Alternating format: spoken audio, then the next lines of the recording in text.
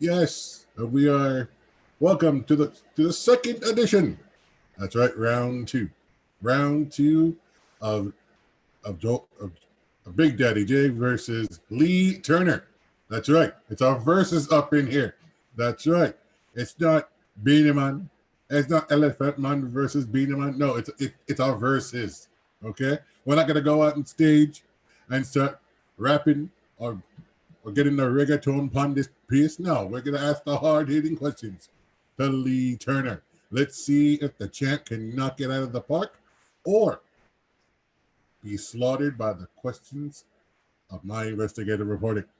All right, let's get the party started. I think he's going to fail. I think he's going to crumble and fall. I think Lee Turner will be the most. Come on, But, I'm but not Lee tapping Turner, no. but Lee Turner says no. Let's get it started. Lee Turner, first and foremost, how you doing, bro? I'm good, Joel. I'm good, my brother. All right. So Yes. Lee Turner, hold on a second. I gotta get this off the screen here. Okay. So we touched about last week who you were, what made you tick, what was your background into martial arts, but we didn't touch on what makes you different, what makes your training style of other people different than other trainers out in Toronto, because there's a lot of jiu-jitsu mixed martial artists trainers out there who claim to be a good mixed martial artist, who claim to train the best. But my question is, what makes you the best in Toronto that money can buy? What? Okay. Why are you the best in your opinion? I'm Sell me on this. gonna take the baton. I just watched the Olympics. I'm gonna take the baton and run with this one. Okay. So my history started like this. I'm a multifaceted, multidisciplinary martial artist. So I don't just stick to one style. I've not mastered many styles, but I'm trained in many styles. So I started in Taekwondo, then I got into karate, then I got into jiu-jitsu, then I got into kickboxing, then I got into boxing, then I got into mixed martial arts, and then I do Tai Chi and Capoeira Angola. And I'm just a well-rounded martial artist. And then from there, I went to personal training. So I'm a certified personal trainer, and I put it all together with my martial arts training, and I have so now I'm very well rounded. I also do animal flow, which is a form of mobilization, mobility movements, and stability movements. So mobility and stability for your body, to move your body in every position, articulation of the spine. So I'm very well rounded, and when someone comes with a problem or something that they want to work on, something they want to fix, I have many ways of doing it. There's not just one way, many ways to the same path, and I can try different styles, use different techniques to help them achieve their goal. Also, sometimes you get bored. People get bored, doing the same thing over and over. But with me, we do all different martial arts. One day we're in Japan, next day we're in China, next day we're in Brazil, next day we're in Angola, next day, right? We move around, we do different things. So I just keep it exciting, I keep it fun. And I do hand pad training too. So we're boxing, and I hold up the hand pads, and then they throw punches at the pads, and then I take a swipe at their head. They duck underneath, pop back up, throw a hook, throw a counter. So we go back and forth. We're training with each other. I'm playing the antagonist, and I guess they might be the protagonist. I don't know, but it's like a fight but controlled. So it's controlled aggression, and they're learning what could happen to them in an actual situation, but it's safe. So I put them in a safe environment, and I basically attack them, but in a safe kind of way, pre-planned. I'm teaching them techniques that I show them the way out and show them how to avoid being caught with the techniques that I'm using on them. So I'm playing the good guy. I'm playing the bad guy, but I'm showing them how to beat me. Okay.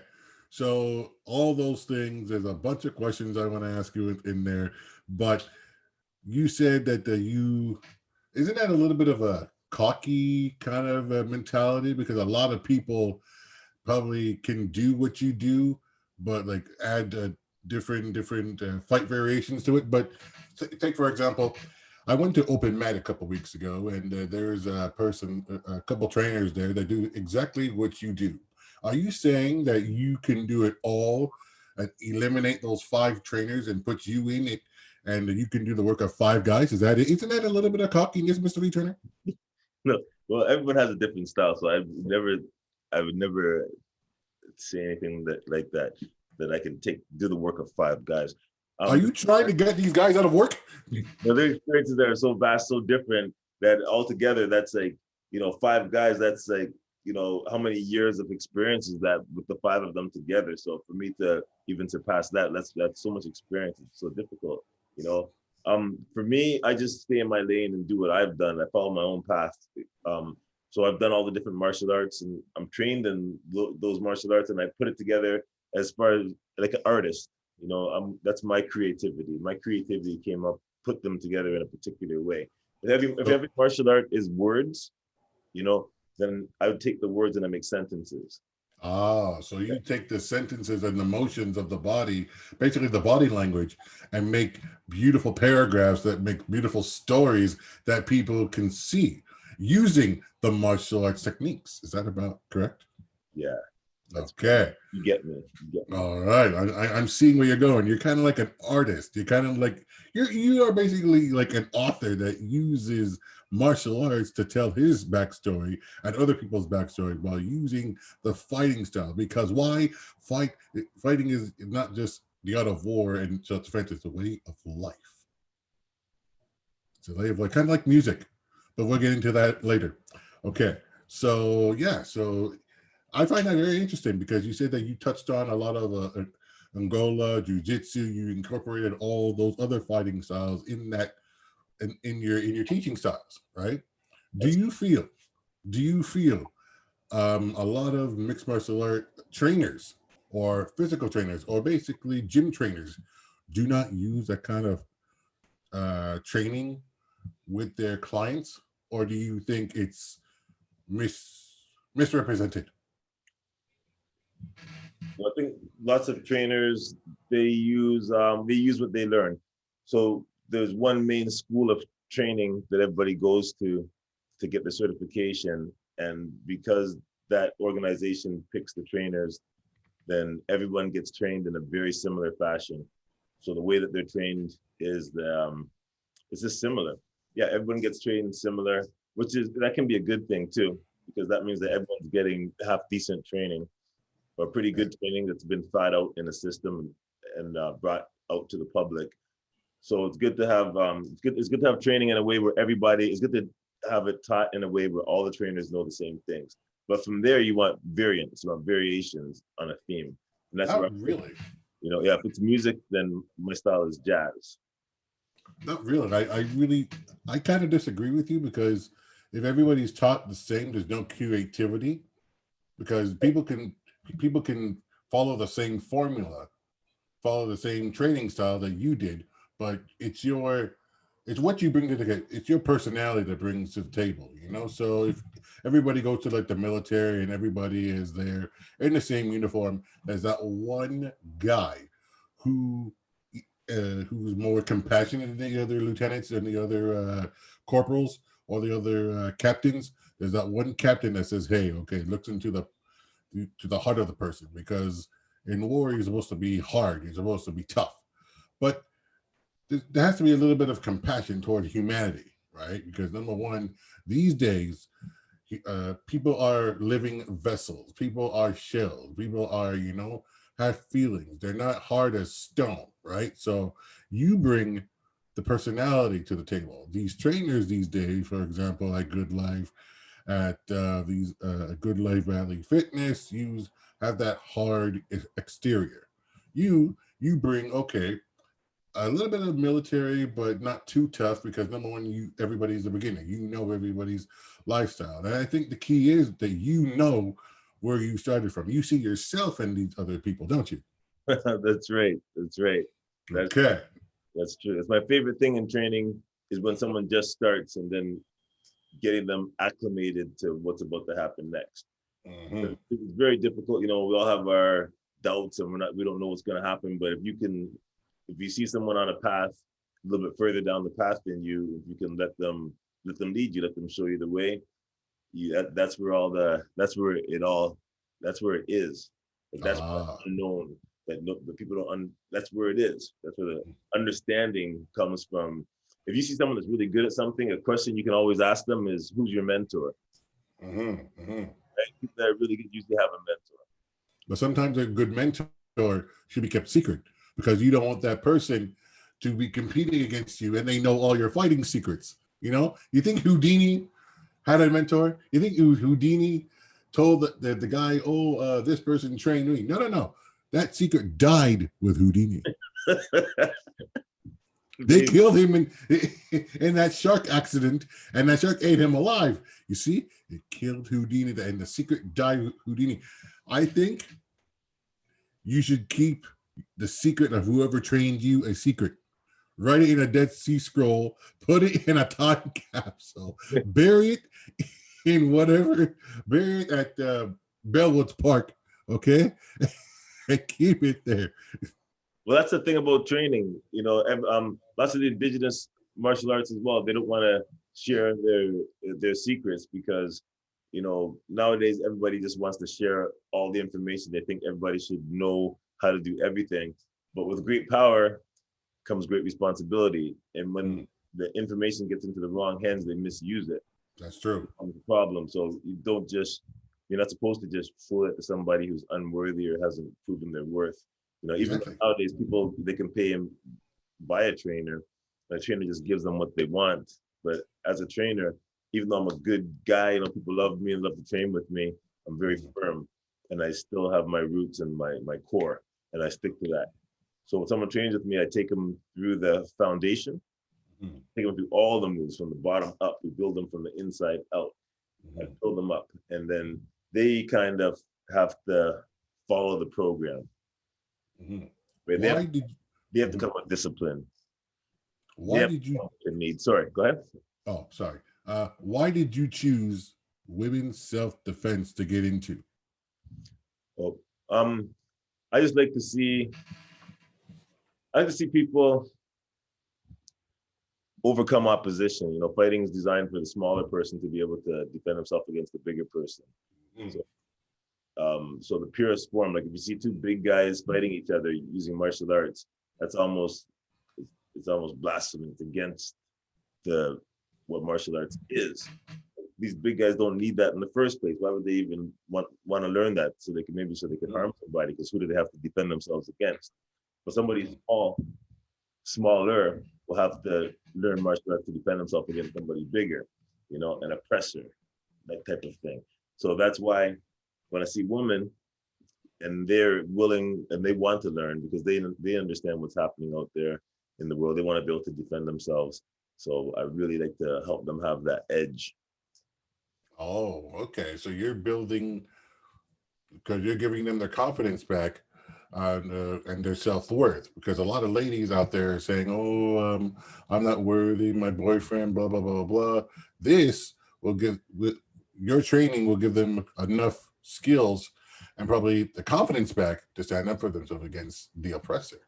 That's right. In a dominating male role, because a woman is strong. It can also be as strong as a man. That's what you're trying to build their confidence, correct? That's right. My trainer always said to me, you live by the sword, you die by the sword. So lots of times, you know, people will rely on their strength, and that's how effective they are. Only as effective as their actual physical strength, but there's many more dimensions, many more layers than that. And actually, women are better at uncovering that than men, because most men, once they learn to use strength and they don't want to use anything else, like if you have a hammer, everything looks like a nail. So that's the style that most men use. But women will listen and try to use technique. They'll out finesse you. Yeah. Okay. Now you said it. Technique. No, bro. Hold on a second. Technique. It's like almost you're saying that the woman is like a chess player, almost. Technique on a chessboard. Okay, we see the chessboard there, and she's using not her body. She's using her technique, her skill, to go one step ahead. Guys, we think, but we don't use our skill set, our power, our brawn. Oh, okay. All right. I'm beginning to see this, man. I'm beginning to put the pieces together, man. You know, like it's okay. Could that be it? Yeah, as a trainer, most guys will go to their power and try to use their power first. That's what I noticed. Where women will try to find another path to victory. Okay. Okay. It's not always about muscle and brawn. It's mostly about skill and technique and precision timing too. Yes, it's the mind. Okay. All right. So far, Lee, you're answering the questions. It's kind of like Serena Williams versus Bianca Andreescu, man. Woo! Oh my God! Wow. Okay. I never thought I'd say that analogy, but I said it live on Concrete Jungle. Woo. Oh, my goodness. All right. So far, it's 0-0. No person has gone down yet. Okay. So, okay. You having fun, Daily? I'm having a great time. I'm ready for you, man. Bring it. All right. So we already touched about the ladies, whatever, and all that stuff. But okay, the hard cooking question is this: Why? Why are you the only cat in town? I mean, like? Why are you? Could an average Joe, kind of like me, be where you are, or no? Say if I want to steal your secrets right now. Okay. Say if I want to steal your secrets of everything you know. Okay. Sell to the highest bidder. Okay. All right. So what makes you the only cat who has all these attributes? Talking about jujitsu, taekwondo, uh, all these martial arts attributes. I know it's your skill set, but what makes it unique? I don't think I'm the only cat. I think there's people out there that are like me, but they're in the woodworks. Like we said, cat. Like they're in the woodworks. You know, Yeah. you might find them in the alley. You might find them other places. Find them in the dojo, but you don't usually find them like coming to you to personal train you and things like that. They stay in the gym. They stay in the dojo in the training area, and that's where you usually see people like that. But I got into personal training, and I really love personal training. One-to-one training someone is I find it very enjoyable because you get to know the person, they get to know you, and you, more of a closer relationship, and they improve their skill set so much more than in a group setting. So it's more personalized. Okay. Okay. So you like that personal interaction with the person, you know what I'm Yeah, I saying? like the opportunity to help someone um, more. So you can understand their backstory, where they came from, to make them a stronger person. Yeah, I can understand the pain. So when they're in pain, like when when they're training and they're going through something, I know what to say to get them through it. I can talk. Ah, As a martial artist, I don't like to use the word coach because I'm a teacher. okay. But at the same time, yeah, I know what to say to get them through the tough parts of the workout.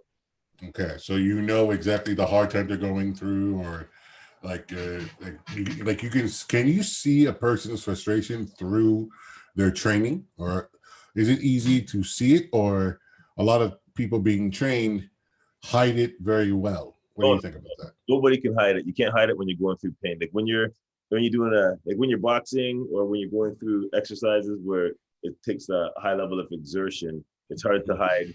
You know, it's hard to hide it. You know, and fighting is an expression of self too. So when people are going through something, it's really you get the raw version of them. The rawest version of someone is when they're going through pain.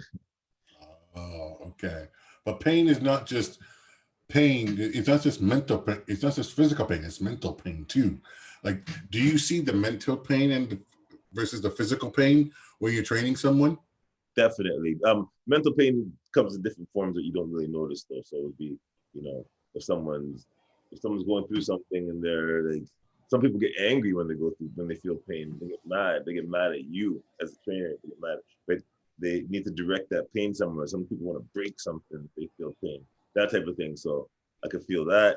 I can see that. I can notice that. Or they're short. Their concentration levels are low when they're going through pain, or they just don't want to do it. They feel lethargic. They're just not into the workout, or right, just things like that. You know, they're not training like how they did yesterday or the day before. They're not their regular self. I can catch that from hello. Really? Of course. Hey, how you doing? By the way, someone says hello, you can tell how they're doing, how their day is. And then it starts from there. Okay, so you said there's different attributes of pain. Is there like 4, 5 different attributes? How many? Like, and can you walk us very through what those attributes are as a personal trainer? What you see? What kind of pain I see? I can see. Yeah, versus what you see from your clients. Like, for example, if you see, I'm going to give you a quick scenario. You see a young man, like we're going to say a young Mike Tyson. Okay, he's there. A young Mike Tyson in the 21st century. Okay, he's 18 years old. Comes into your gym. He wants to train. You take him in. Okay, and what's the first thing you see in a young Mike Tyson? Oh, Mike Tyson. I think what he said when he was young, was he shy? He seemed like he's a little bit shy. So you see he's kind of withdrawn into himself, but he's got that killer look to him. Right away, you know that this is someone that, you know, you're gonna have to earn their trust. So you have to earn their trust. Okay. So as he trains, continue training, what other things do you see?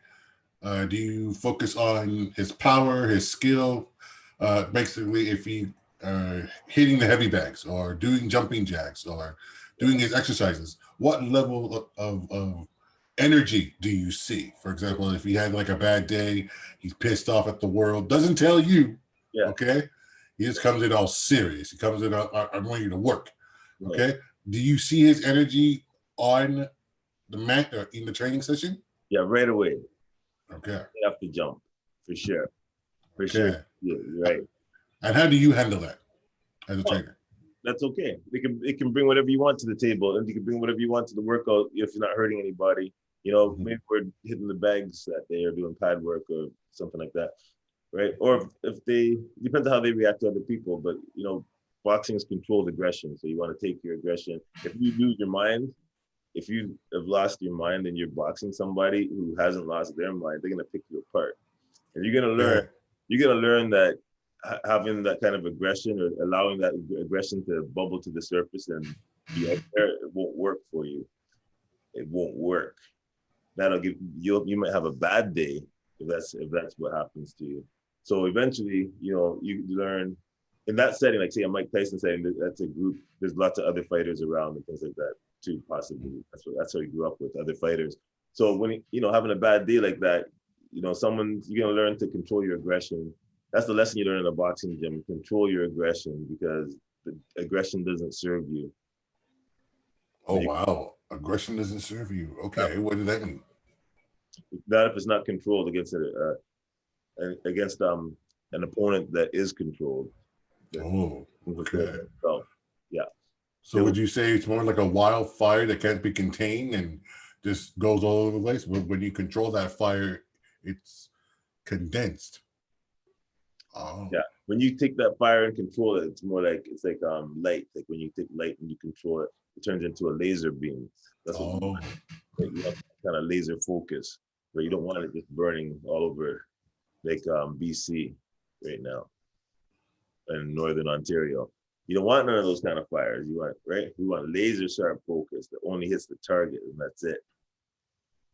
Okay. So what do you say to a person who has depression? Have you ever come across that person? That one person who has depression and wants to train, but like has zero ability and zero confidence. What do you go? How is your training session like with that person? Yeah, it's a cry for help. You know, all anyone can do, you know, is interact with the person and talk to them. And you know, lots of people are going through depression and they're going through battles that they don't talk about. We've all come into contact with people with depression and not known, but it's got to be a habit. Just as a decent person to another decent person. Hi, how are you doing? How's everything going with you? How's your day? How's your folks? Okay. Things you gotta talk to people like that. That's what's missing in society, that we don't do things like that. When people think that nobody cares about them and no one wants to know what's going on with them, and then they want to spread the pain. Ah, that's true. Okay. All right. Okay. So a lot of people are saying, okay, more people during this pandemic are suffering through depression, Down syndrome, and basically gaining weight, but Right. during job loss, whatever, that's hard on the mind, body, and spirit. Okay, you know. So, what would you say to those people listening to this broadcast right now? How to cope with that as a personal trainer? Yeah, I would say the best thing you can do. One of the lessons you learn in martial arts, and most important thing is not to give up. Right? You just don't give up. You keep going. You keep pushing forward. It's like the whole Rocky thing. You know, it's not how many times you get knocked down. It's how many times you get knocked down, get back up, and keep moving forwards. And that's the whole mentality that you have to have. You don't have to win all the time, like Rocky didn't win all the time, but you gotta be able to, pick yourself up, get yourself together, pick yourself up off the ground, dust yourself off, try again. And sometimes people don't want to do that anymore.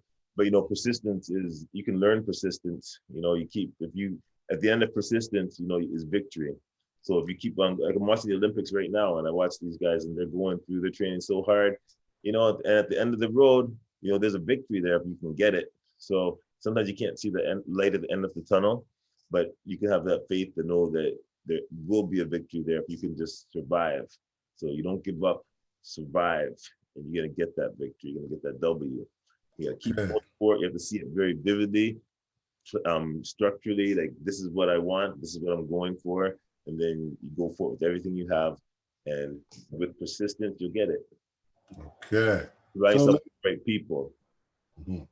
Okay. So, ladies and gentlemen, we're gonna cut to a commercial break. But when we come back, All right, thank round two. you. Yes. All right. Yeah.